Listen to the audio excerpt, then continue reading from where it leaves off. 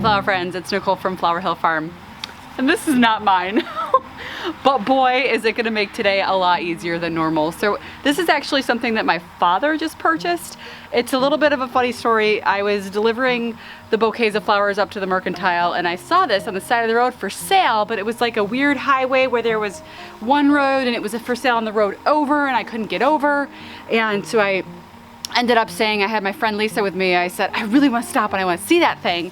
I want to see what they're asking for it. And then I said, you know what, it's probably on Craigslist or something. I'm gonna give Brad a text message and tell him to look this up and see what this thing is going for. Because we've had our eye on one of these for a while now, and just it makes it a lot easier to go from point A to point B. And harvesting is something that I usually do with that little green wagon. And it's getting to be quite a time-consuming business. So anyway, long story short, hours later go by, my doorbell rings, and it's my father. And he goes, come check what I just bought. And I was like, Dad, did you see that on the side of the road up like 15 minutes this way? He goes, yeah. So 2 hours after I had driven by, my father drives by. Now my father also owns his own business. He's a general electrician. And so this is something that he would use. He has bucket trucks and machines and stuff. So he's always getting things for his business. So anyway, he told me to go ahead and try it out and then I could buy it from him if I really want to. So before I have to make that decision, I am going to tool around the farm, check it out. Now it's amazing. It's older. It's like a 2005. Still hold its value because guess what it is? It's a Kubota. So these things hold their value and I'm excited to see if this is what I want to spend money on the farm, because I know a lot of people will use a pickup truck and put the buckets in the back of the pickup truck, and we do have one of those. It's older as well. Today is harvest day for the farmer's market tomorrow. So I'm gonna take you guys with me as I harvest, and I'll probably take you to the market with me as well. So let's see how this thing works. Oh, by the way, this has got a whole cab. Like it's a hard top, like, and it's heated. Like it's heated. So if it's like a rainy early spring day and I'm cold, just turn it on and get in there. Come on now. The back of this bed is amazing. These 6 buckets is what I usually fit in my little green wagon that I was pulling earlier. Clearly I could fit 3, maybe even 4 times as many buckets in here. I've got my milk jugs full of flower food in here. These are empty buckets right now. I'll add the flower food when I get down there. I add it to the bucket because I'm so used to it sloshing all around. So anyway, yeah, and guess what? This thing's also a dump trailer. Like you push a button in there and it goes whoop, and dumps everything out. How handy would that be for composting and stuff, right? I don't know, lots of decisions. And I know Sunflower Steve at this point is gonna interject and say, don't you dare buy anything else until you buy a cooler, Nicole.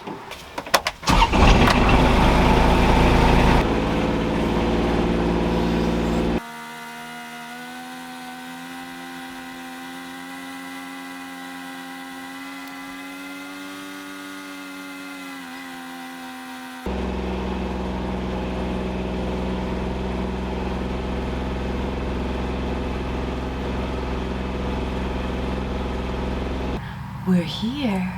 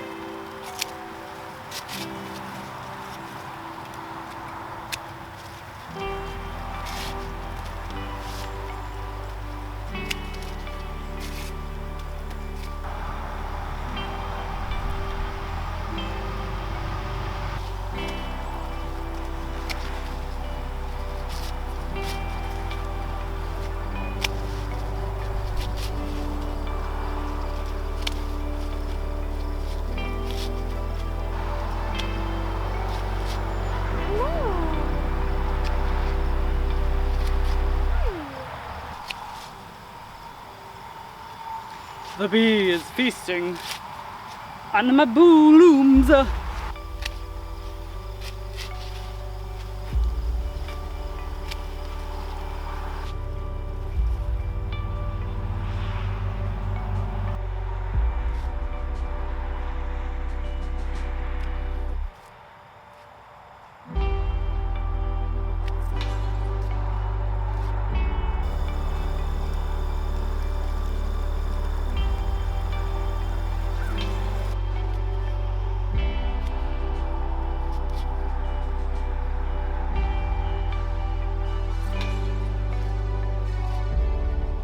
So these are the 2 eucalyptus plants that I started from seed that survived. They're actually doing really well. They look fantastic, but I'm not gonna cut these for the farmer's market. I have a friend who's getting married a week and a half from now, and so I'm gonna save this because it's not a lot. I mean, I've cut off of this one actually a couple of times, and I'm only doing her bridal bouquet, so it's not a huge wedding. Like it's a very small, intimate wedding. I think fewer than 10 guests. So I'm gonna save this for her, but this is the most successful I've ever been at eucalyptus. Last year, I think I only got to like this tall, but this is a nice, beautiful, just, you know, some people are like 15 feet tall, but this is what I have, and I'm super happy with it, and it smells amazing, and it's going to be great for that one wedding that I have coming up later this month. Anyway, let's go over to cut some more stuff. This is the Mahogany Splendor hibiscus. It did not get as tall as I had hoped. I mean, it's getting up there. It's getting about 5 feet tall, but I remember last year Gina's were like towering over my head. So it definitely isn't as tall as I thought. Perhaps in another couple of weeks it'll shoot up, but honestly, I've been like chopping the top off these. A lot of people have a problem with these like wilting after they put them in an arrangement or a bouquet or something. And yeah, they are a little bit fussy like that. But I find that if I harvest the woodier stems, not the young ones, but the ones that have that, I'll get an example here. It's woodier. You can just see it. Okay, so this is an example of a woodier stem. It's super thick, and it's starting to get like that grain look towards the bottom. It doesn't look like the top. So once it starts to get woody towards the bottom, that's when I harvest it, and I strip it. I'll even probably strip that. Everything except the very top. I cut these at least a day ahead of time because it will wilt initially within the next couple of hours, and then it'll come back to life again as it hydrates. So I'm gonna go ahead and grab some of this for the farmer's market.